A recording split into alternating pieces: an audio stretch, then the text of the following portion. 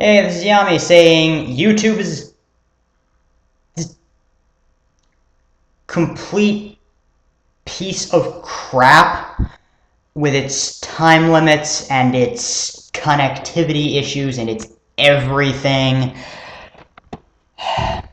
So, this is take 5, feels like 5 million, of yet another story from Panda Books, foreign language press. Dragon Tales is translated by Wu Jing Chao. It belongs to the translator and the publisher, not me. The story belongs to the Chinese people in general. No copyright infringement is intended. As of making this video, I have no money of my own, so if you sue me, the joke is on you.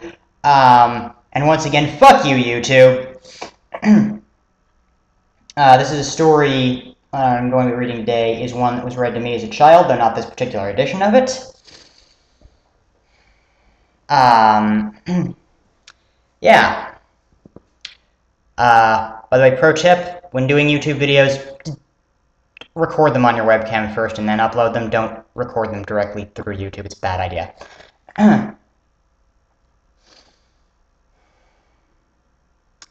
Many years ago, there was severe drought on the plain in the northern part of Sichuan. Trees died, crops withered, paddy fields parched, and cracked, and ponds dried up. The flaming sun beat down on the villages day after day.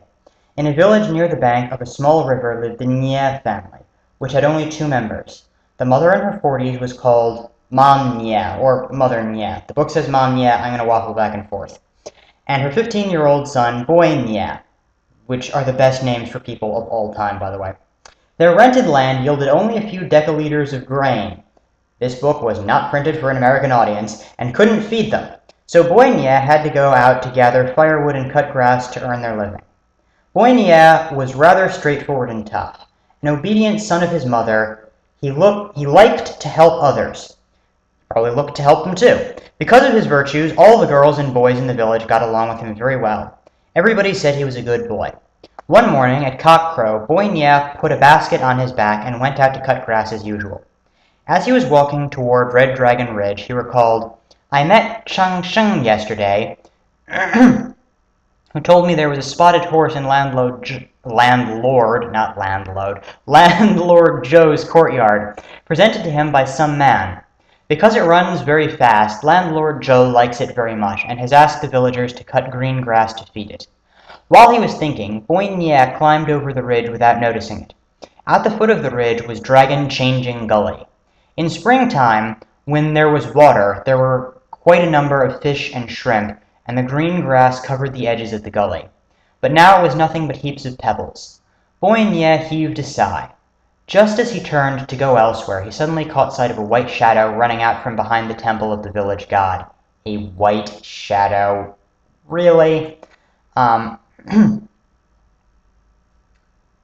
Startled, he cried, Yikes! It's a white rabbit!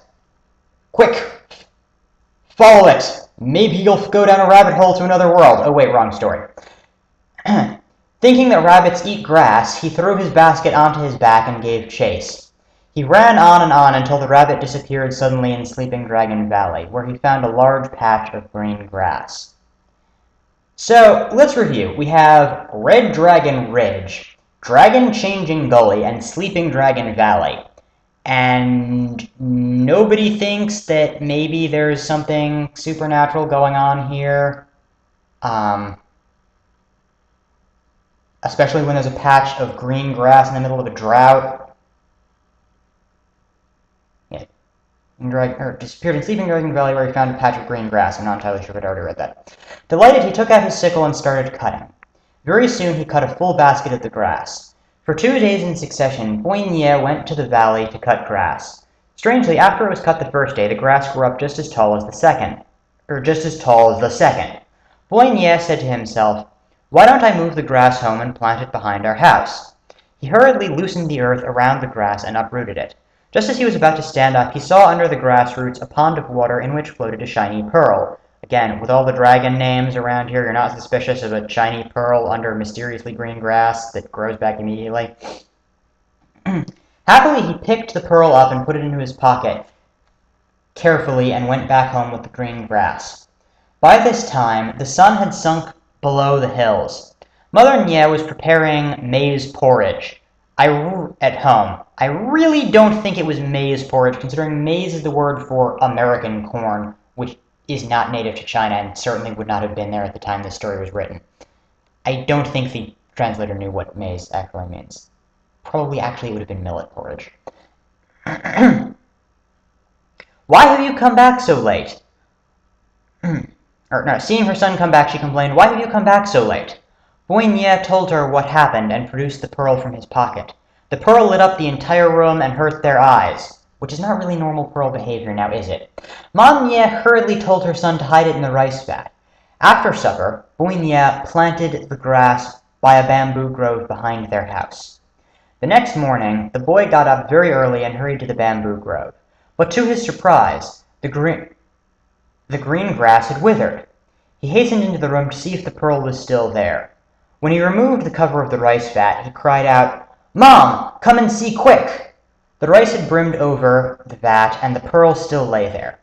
Only then did they realize that the pearl was a magic treasure, which really should have been apparent from the glowing and the being found under mysteriously green grass in, past Dragon or Red Dragon Ridge and Dragon Changing Gully in Sleeping Dragon Valley.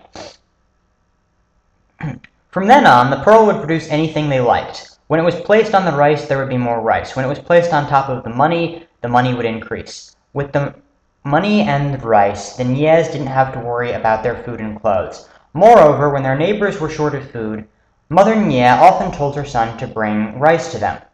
As a poor man himself, he was always willing to lend 1 or 2 liters of rice to those who came for help. Soon the news spread far and wide and reached the ear of the despotic landlord Zhou Hong, who lived in the village. He ordered his steward, Work out a way to get the pearl for me. My lord, the Nyes I always say the Nyes are pearl. The Nyes are not pearl. The Nyes are poor, the steward suggested. We can buy it with money. Boy Nye was a smart boy and certainly wouldn't take the landlord's bait. Really, that just takes not being a complete drooling moron. Just saying. So the landlord and his steward concocted a wicked plan. They would say that Boy Nye had stolen the Zhou family's inherited pearl, and the steward would lead 4 lackeys to the Nye house to take it. If Boy Nye didn't hand it over, they would just tie him up and take him to the county town to put him in jail. But the plan was overheard by Chang Sheng, the landlord's herdsman, whose identity should have been explained earlier in the story when he was first mentioned, who slipped out to inform Boy Nye of the plot and suggested the Nyes run away at once. But just as they were about to leave their home, the steward blocked their way and shouted, Give our lord's inherited pearl and you will be let off, or else you will be killed today. Boy Nye was furious. Pointing his finger at the steward, he said, Relying on the wealth of the Zhous, you bully the poor everywhere. You say I have stolen the pearl. What evidence do you have? The steward ignored him and ordered the lackeys to search the house, but they couldn't find the pearl. They couldn't find the pearl. The steward glared and asked his men to search Boy Nye's body. Boy Nye put the pearl into his mouth. The lackeys shouted, Damn it! Boy Nye has swallowed the pearl. The steward howled, Beat him! Boy Nye was beaten so severely that he lost consciousness. But dozens of his neighbors came to his rescue, and the steward ran away. The neighbors carried the boy into the room and treated his wounds. Mom Nye sat weeping on the bed, tending to her son. After midnight, Boy Nye woke up and cried, I'm thirsty! I want some water!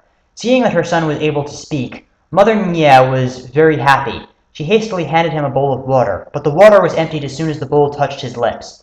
He drank 1 bowl of water after another, but still asked for more. Finally, he simply bent down over the water vat and drank all the water in it. Seeing this, his mother shivered with fear. Son, you've drunk so much water. What's the matter with you? Mom, I'm burning like fire. I want more water. You've drunk all the water in the vat. There is no more water in the house. Then I will go drink by the river. As the boy finished speaking, a golden shaft of lightning crossed the sky, brightening the whole room. Thunder sounded. Boy Nye left his bed and rushed out of the room. His mother ran after him. The further she followed him, the more troubled she became. Soon a river like a gray belt appeared before them. Like a mad person, Boy Nye jumped into the river and began to gulp. Lightning and thunder crashed. He had drunk half the river. Pulling her son's foot, Mom Nye said, "Son, what's the matter?" Boy Nye looked back, but his appearance had changed. 2 horns grew from his head. Blue tentacles covered his mouth, and red shimmering scales encircled his neck. For the record, when they say tentacles, they mean like carp fish whiskers or catfish whiskers, not like octopus tentacles. Mom, release me! I shall turn into a dragon and take revenge!